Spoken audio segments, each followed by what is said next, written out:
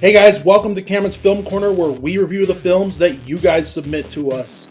Today we're going to be going on a segment that I like to call The Good, the Bad, and the Ugly. We're going to be reviewing a good film, a bad film, and just a complete ugly film. Movie puns, you know. It's probably over your head. Anyway, today we're going to be starting off with the 1973 horror film The Exorcist, named the scariest film of all time.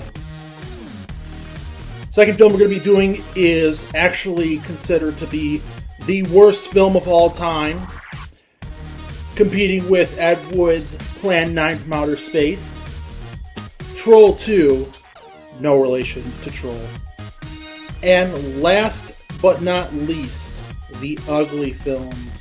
The worst of the worst in our segment. The one that you probably should skip over. You probably should. It's actually a really good review. Anyway, we're going to be doing a review on a less famous film that actually not many people know about, that received an average review on IMDb of 1.9 out of 10. Vic Savage's film, The Creeping Terror. Got quite an interesting history behind it, which I will explain in our review. But stay tuned for our review of the scariest film of all time, The Exorcist.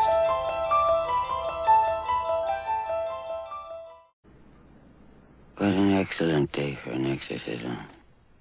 The Exorcist, a 1973 horror film directed by acclaimed director William Friedkin and written by author William Peter Blatty, has been scaring audiences for over 40 years.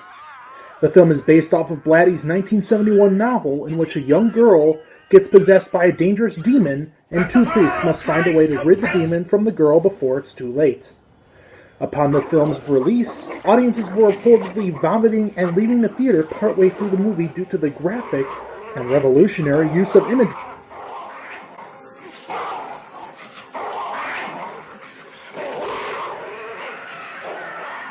throughout the movie.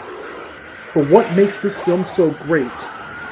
The Exorcist arguably changed the face of horror forever. It set the bar for quality and really started the possession subgenre of horror. While a movie was released 1 year before about a possession of a young boy, The Exorcist really made the mark and really set the tone for future possession movies of the possession subgenre of horror.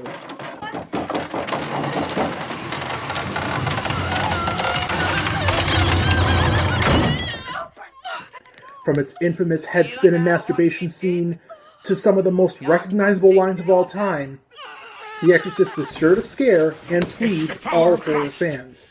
At almost 41 years old, it still delivers the same scares as it did when it was first released back on Christmas Day of 1973. While some of the technology and dialogue may be a bit outdated, the scares and techniques that Friedkin and Blatty use will last a lifetime. And although the film spawned 3 sequels and 2 prequels, The Exorcist is the best installment from the entire anthology due to its powerful imagery and having you question whether there really is a god. With that being said, I give The Exorcist 5 head spins out of 5. What is it? Welcome back, guys. I hope you enjoyed my review on The Exorcist, and I hope you're saying that it was an excellent day for an exorcism.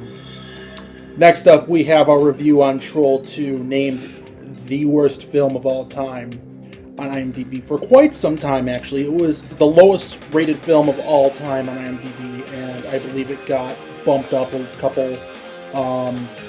couple ratings, actually, in recent years. But there has been a documentary called Best Worst Film, actually created by the main character of Troll 2. He was a kid in the movie, and now he's an adult, but the documentary is about the making of Troll 2 and how it impacted the actors' lives. A very good film. I recommend it. Anyway, here is our review on Troll 2. Do you see this writing? Do you know what it means? Hospitality. And you can't piss on hospitality. I won't allow it! It's been hailed as the worst movie of all time. Troll 2, with no relation to the original Troll, has been making audiences laugh for over 20 years. It's been called the best worst movie of all time, and has even had a documentary named The Best Worst Movie made about the movie itself.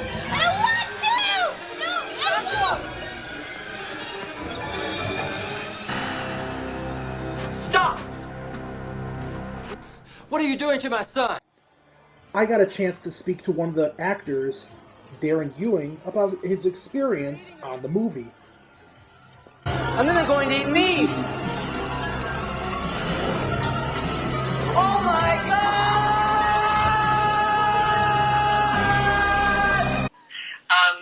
It was an experience. It was my first film, first one I was ever in, and so I was very excited by the whole thing. I don't know if you know or not, but the entire crew was from Rome, Italy. So very little English was spoken. I still to this day don't understand how they came to pick northern Utah as the setting for their film, because Claudio had made a number of, like hundreds of other films in Italy. So why they came to Utah, I can only speculate. But you know, it's an Italian crew. Obviously, I knew that it was a low budget film.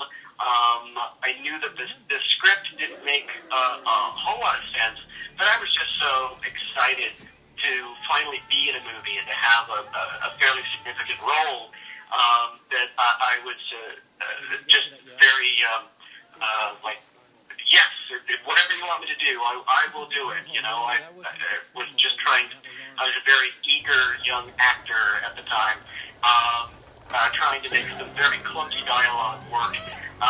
It was obviously not a union picture, so there were no trailers. There was very little craft service. You had to bring your own, like, you know, you just sit on the ground. There weren't even folding chairs or anything in the off moments.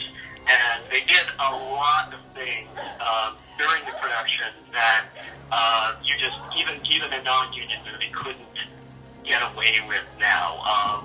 So it was very exciting for me, even though I knew that it was a low budget picture. What did you see?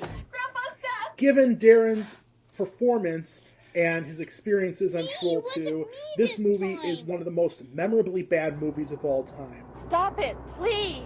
But in a good way. Liked that kid, I never did. If you're up for a really bad B-grade film, or a really good bad B-grade film, I would highly recommend Troll 2. I like so much.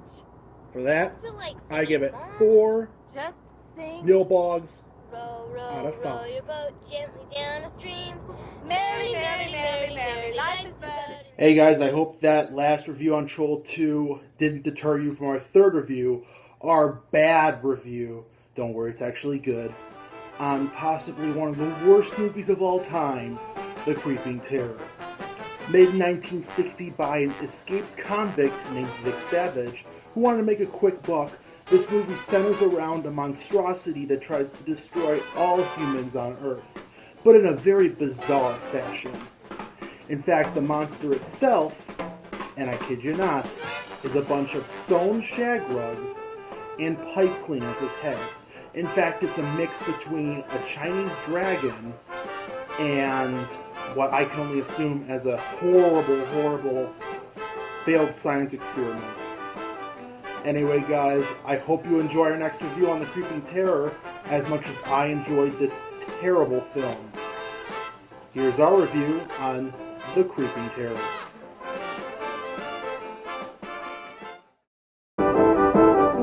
Ah yes, The Creeping Terror. The grandaddy of them all, the worst of the worst, the creme de la creme of good bad. A shagadelic rug monster comes to Earth to attack and kill all humans and obliterate all of mankind. Pretty cliche, right?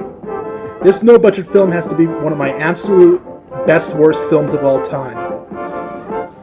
The The reason being is because of its horrible quality, no-name actors, and best of all, creepy monster, which was actually a giant sewn rug with pipes sticking out. But who would have thought of making such a devilishly bad film? Surprisingly, this film was made by an ex-convict that escaped from prison. He thought of a way to make a quick buck by buying a camera and doing what any logical person would do, make a movie. Fast forward to the production of its release, and it turned out to be one of the most well-known pieces of garbage that anyone's ever seen. I mean, anyone can see that because it has a 1.6 average rating on IMDb. You're probably saying, enough already, get on with the freaking review. The Creeping Terror was one hell of an acid trip. You might get a better experience watching it if you were under the influence of mind-altering drugs such as marijuana or LSD. Monster was laughable, the acting was cheesier than Wisconsin dairy farms, and it looked like it was filmed in the basement of some guy's mom's house. But aside from its harsh critical analysis from different critics and general movie lovers, this film deserves 10 pipes out of 10.